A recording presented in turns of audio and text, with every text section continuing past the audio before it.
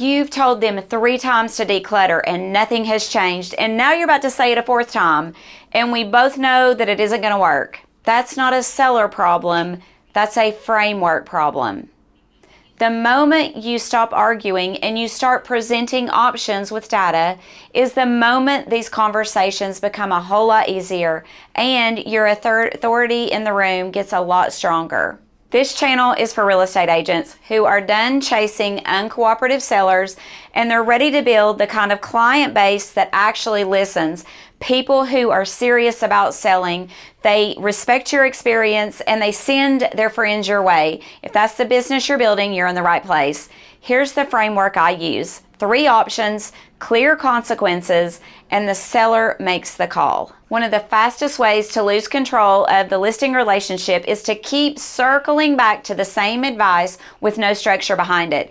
If you said it 3 times and they've done nothing, the problem isn't that they didn't hear you. The problem is that you don't have a clear path for what happens next. So you default to saying it again. Every time you repeat the same recommendation without a framework, you signal that there are no real consequences to ignoring your advice. And most sellers don't push back because they're difficult. They push back because no one has shown them what each choice actually costs them. Your job isn't to force compliance, it's to make the consequences of each path crystal clear and then let them decide. That single shift takes you out of the role of the person nagging them about the throw pillows and puts you squarely in the role of the advisor that they hired. But before you can present options, you need to understand what each one actually looks like, because most agents are only working with 1 or 2 of the 3. The first option in the framework is the seller does nothing. They do not one single thing to prepare their home for the market. And I don't recommend it, but it is an option they have nonetheless. The seller has every right to list their home exactly like it sits.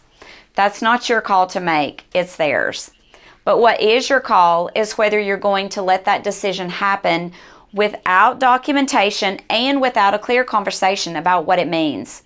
Walk them through likely buyer reactions. What buyers feel into a cluttered, over-personalized home and how fast that feeling reduces their offer number or removes it altogether. Talk through what the data actually shows. Discuss days on the market. Show examples of showings that don't convert and price reductions that happen weeks too late, which means the home continues to sit even though adjustments were made, because now buyers are wondering, why has it been sitting so long? I had a seller once, beautiful home, genuinely nice bones, but the moment you walked in, the value dropped. Every room said, I'm not really moving, and buyers felt it immediately. Have your recommendations documented ahead of time and share those with your client. Having them in writing signals to your seller these recommendations are anchored in your knowledge of the market and not just a fly-by opinion that you're having that day. It's also helpful to circle back to those recommendations when you get negative feedback that is in line with the recommendation that you already offered. Once you presented the data, there is no need to debate about it. Your job is to educate, not to win. Although if you can educate and win at the same time, that's great. If they choose to list as is and you aren't comfortable representing a home that could damage your market reputation, you have the option to refer that listing to another agent. That's not failure, that's protecting your brand. But most sellers aren't choosing between all or nothing, and that's where the second option becomes the one that actually moves things forward. Before the next option, if you want a full guide to the 5 toughest home prep conversations that agents avoid having, I put together a free resource that gives you exactly what to say. The link is in the description. You can grab it there. The second option in the framework, which is actually much better than the first, is that the seller agrees to some home prep recommendations. A seller who won't do everything might still be willing to do something, and something can often be enough to change the outcome. This is the middle path, and it's the one most agents skip because they're so focused on getting full buy-in that they miss the partial wins right in front of them. Start with the highest impact spaces. The entryway, living room, primary bedroom, the rooms that buyers picture themselves living in first, the ones they will emotionally connect with.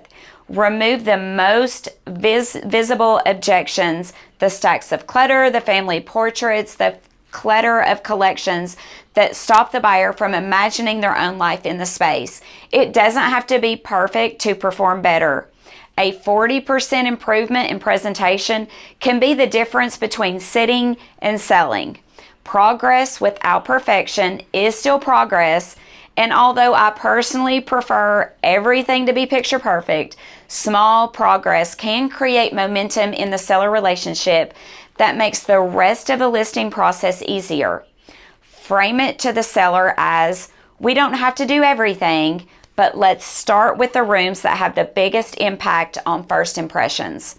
Now here's the option that almost never comes up, and it might be the most powerful one in the entire framework. The third and best option in the framework is the seller agrees to delay the listing launch to fully prepare the home for the market. Yes, please, that's my kind of seller. Here's the thing, agents delay listings all the time for photography, for repairs, for paperwork, but somehow delaying for presentation feels unreasonable. Well, it isn't.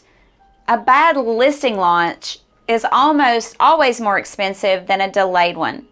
Listings get one shot at hitting the market strong because buyers notice and get excited about a new listing. They also notice a listing that's been sitting, and those, well, they don't get too excited about. Waiting 2 weeks to get a home show ready is often smarter than sitting for 2 months with a price you eventually have to cut. I tell sellers this directly. A seller's timeline matters, but it shouldn't matter more than the outcome that you're hoping to reach. Show them the data, pull the comps of well-prepared homes that went under contract in under 30 days, and compare those to similar homes that sat for 90 or 120 plus days because they weren't ready for the market. When I did this with a resistant seller, I showed them the 2 listings side by side. They said it themselves. I'd rather be uncomfortable for a few weeks than stuck for months. That's the moment the conversation shifts. Not every home is ready simply because the seller wants it listed. And that's the candid truth. Knowing the 3 options is one thing. Knowing how to walk a seller through them without losing the relationship is actually what changes the results.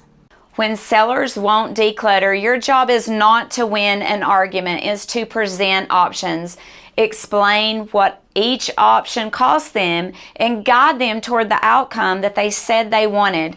The 3 option framework gives you a structure to stand behind so you're not repeating yourself, you're not nagging, and you're not guessing what to say next. The agents who hold authority in these conversations aren't the ones who push the hardest. They're the ones who walk in with the data, present the choices, and let the seller own the decision. That's how you protect their relationship and the listing. And now that you know how to handle sellers who won't declutter, you're going to want to know what to do when the listing itself is the problem.